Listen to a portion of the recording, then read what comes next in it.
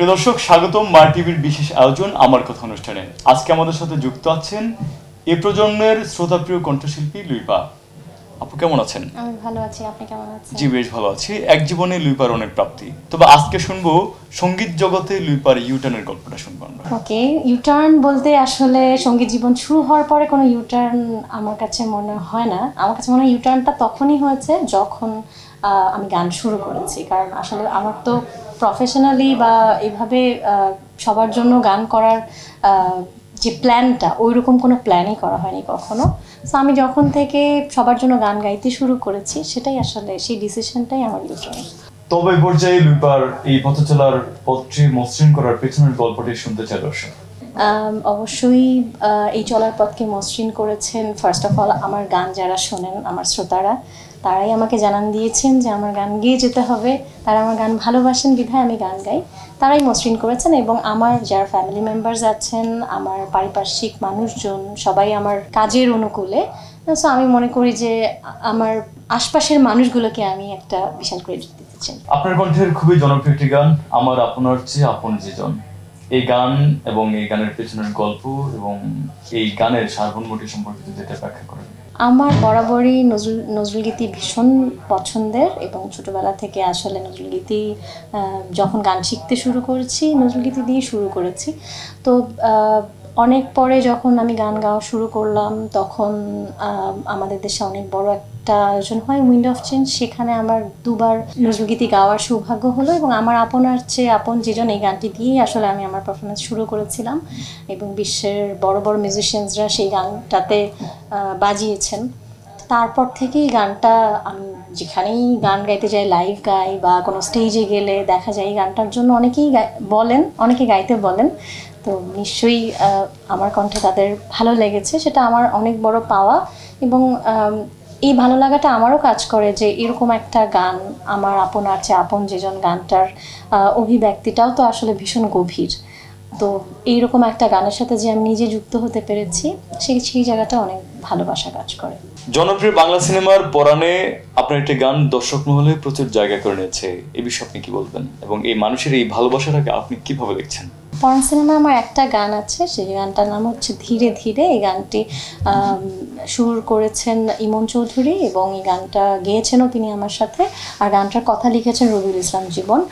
রবিউল ইসলাম জীবন এই গানটি লিখে এই গানটির জন্য শ্রেষ্ঠ গীতিকার হিসেবে জাতীয় চলচ্চিত্র পুরস্কার পেয়েছেন। এবং রায়হান রাফি পরিচালিত পরাণ ছবিটা কিন্তু আমাদেরকে মানে আফটার কোভিড হলমুখী করেছে। তো আমি ভীষণ লাকি মনে করি নিজেকে যে এরকম একটা ছায়াছবি যার মাধ্যমে মানুষ আবার সংস্কৃতিমুখী হয়েছে, সেই সিনেমার সাথে সম্পৃক্ত হতে পেরেছে এবং আমার প্রথম প্লেব্যাক সেই ছবিতেই। এটাই আসলে অনেক বড় ভালো লাগার একটা ব্যাপার। আমরা দেখেছি যে শুধু কিন্তু এটা না, আরো অনেক গান আছে যে অতীত আরো গুণী শিল্পীরা গেয়েছেন, কিন্তু যতটা না সেই গানগুলো তখনকার সময়ে মানুষের মুখোমুখি এসেছে, এই প্রজন্মের অনেক শিল্পের মাধ্যমে সেই গানগুলো নতুন করে মানুষের মুখোমুখি আসছে। সেই গানগুলো সম্পর্কে যেটা বলতেন। আসলে এটা একটা প্রসেস আমি বলবো, কারণ হচ্ছে আমরা উত্তরাধিকার সূত্রে যে কোনো জিনিস পেতে অনেক পছন্দ করি, সেরকমই গানও একটা বিষয়। আমার মনে হয় যে আমাদের আগের জেনারেশনের যে শিল্পীরা ছিলেন তারাও কিন্তু তাদের পূর্ববর্তী যারা গান করেছেন অনেক ফোক গান তারা তাদের কণ্ঠে ধারণ করেছেন। তো সেই রকমই আমি যেহেতু গান শুনে বড় হয়েছি, গানের আমি বলবো যে আমি সঙ্গীত শিল্পীর আগে একজন শ্রোতা। তো সেই গানগুলো আসলে আমার মধ্যে একরকমের ভালোবাসা সৃষ্টি করে, সেখান থেকেই এই গানগুলো আমার গাইতে ইচ্ছে করে। আমি গান গাইতে লোভ সামলাতে পারি না, তাই আমি এই গানগুলো গাই এবং যারা পছন্দ করেন তারা অনুপ্রেরণা দেন বলে আমি বারবারই এই গানগুলো গেয়ে যাই।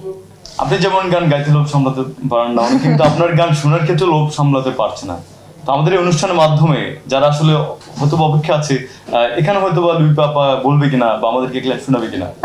এটা তো হচ্ছে আমার কথা, এই আয়োজনের নাম। আজকে শুধু কথাই বলবো, কিন্তু মাই টিভির আরো একটা আয়োজন আছে যেটার নাম হচ্ছে আমার গান, সেখানে নিশ্চয়ই অডিয়েন্স আমার গান শুনবেন। তাহলে ব্যক্তি জীবনে কেমন আছে লুইপা? ব্যক্তি জীবনে ভীষণ ভালো আছি। সব মিলিয়ে কেমন যাচ্ছে এবং ব্যক্তি জীবনটা যাচ্ছে? আমার ব্যক্তি জীবন আসলে আমার মানে প্রফেশনাল জীবন থেকে আলাদা না। আমার প্রফেশনাল জীবন ব্যক্তিগত জীবন দুটোই সম্পৃক্ত, যেহেতু আমার হাজব্যান্ড একজন মিউজিশিয়ান, সো আমার মনে হয় যে আমাদের ব্যক্তিগত জীবনটাও আসলে খুব মিউজিক্যাল। পারিবারিকভাবেই মিউজিক্যাল আপনার। একদম তাই। তো ভাইয়ের সাথে যে যে রিলেশনশিপ বা বিয়ের যে ব্যাপারটা, এটা যদি একটু আমাদের। এটা সবাই জানে এখন, আর নতুন করে বলার কিছু নেই। তারপরও বলবো যে আমি মিউজিক করতে গিয়ে আসলে পরিচয় হয়েছে, এবং তারপরেই ভালো লাগা কাজ করেছে, সে কারণেই এগিয়ে যাওয়া সামনে। ভালো লাগা থেকে প্রেম, ভালো লাগা থেকে ভালোবাসা, তারপরে এগিয়ে যাওয়া, ভালোবাসা থেকে বিয়ের পরিণয়। একদম তাই। সব মিলে ভালো যাচ্ছে না, ভালোবাসা থেকে বিয়ে, পরিণয় না, পরিণয় বিয়ে, পরিণয় বিয়ে, সব মিলিয়ে ভালো যাচ্ছে, সব মিলিয়ে ভালো যাচ্ছে। তো আগামী আমরা সম্প্রতি কি শুধু একটা গানই দিতে যাচ্ছি, নাকি আরো কিছু আরো গান আসবে, ক্রমানুসারে অনেক গান আসবে, কিন্তু আবারও শুরু করার যে প্রথম গানটা, সেই গানটার নামই হচ্ছে চুড়ি ছামছাম। পরবর্তীতে কি আসতে পারে? এখন বলা যাবে না। কি শুধুমাত্র আকর্ষণীয় থাকবে সবার জন্য? আসলে আমি নিজেই আগে আমাকে ডিসাইড করতে হবে, যেহেতু আমার কাছে এখন অনেক গান, আমার মাথায় অনেক গান, তো আমার মনে হয় যে আমাকেই ডিসাইড করতে হবে যে এরপরে কোন গানটা আমি আমার অডিয়েন্সকে দিতে চাই। সুতরাং যারা লুই পাপাকে পছন্দ করেন, লুই পাপার গান শুনেন এবং লুইপার গান শোনার জন্য অধীর আগ্রহ থাকেন, তাদেরকে তার সম্প্রতি গান পাওয়ার জন্য আরো কিছুদিন অপেক্ষা করা লাগবে, এবং তার পরবর্তীতে আরো কি কি আসছে সেই জন্য আরো অপেক্ষা করা লাগবে। সব মিলে অপেক্ষার প্রহরটা আসলে কবে শেষ হবে? এই তো নতুন গান পেলেই অপেক্ষার প্রহর শেষ হয়ে যাবে, তারপরে আবার মানে এটা হচ্ছে একটার পর একটা, মানে কখনো মেঘ কখনো বৃষ্টি, একটু অপেক্ষা আবার একটা গান, একটু অপেক্ষা আবার একটা গান। সুতরাং দর্শক, কখনো মেঘ কখনো বৃষ্টি, অপেক্ষার প্রহর, এবং ফুরাবে যখনই লুই পাপা নিজে সিদ্ধান্ত নিতে পারবে যে আসলে কখন তার শ্রোতাদের জন্য তিনি নতুন গান নিয়ে আসবেন এবং সবাইকে নতুন নতুন গান উপহার দিবেন। সেই প্রত্যাশায় আমরা সকলেই তার সেই অপেক্ষার প্রহর গুনবো, এবং সেই পর্যন্ত সবাই ভালো থাকবো।